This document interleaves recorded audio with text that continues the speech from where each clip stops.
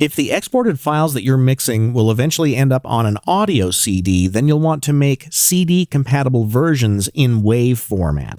But to do that, you need to dither from the high bitrate version to a lower bit depth.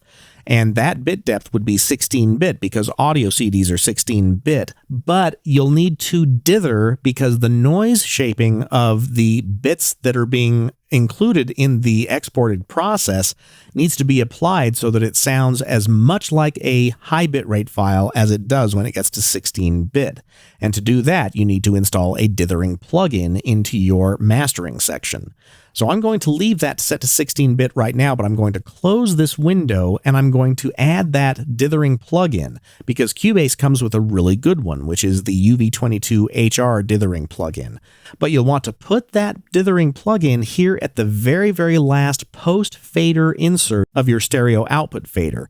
That's because when it dithers it and it comes out of the plugin 16-bit, you don't want any further processing to happen. So if you put the dithering plugin higher in the chain of plugins here, it's just going to be reconverted to 32-bit floating point when it hits the next plugin. So it needs to be on the very, very last plugin slot.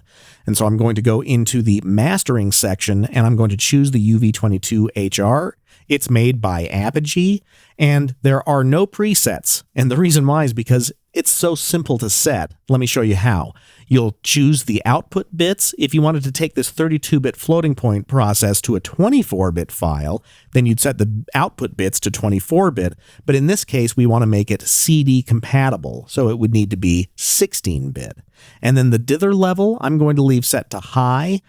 And that's all there is to it. But then when you export your project, you'll need to make sure that you have the output setting set to 16-bit instead. So in the export audio mixdown window, make sure to set the bit depth to 16-bit. And then when you export that audio file, it will be ready to be burned onto an audio CD and it will be dithered properly so it will sound right. And typically after I've exported a CD-compatible version of the project, I'll want to go back to the stereo output fader and I'll just want to bypass the UV22HR so that if I do any further exports, I won't need to be worrying about the bit depth being converted to 16-bit if I wanted to export a higher bit rate or the highest bit rate version at 32-bit floating point. And that wraps up this course on mixing and mastering in Cubase. My name is Matthew Lowell T. Hepworth, and thanks for watching.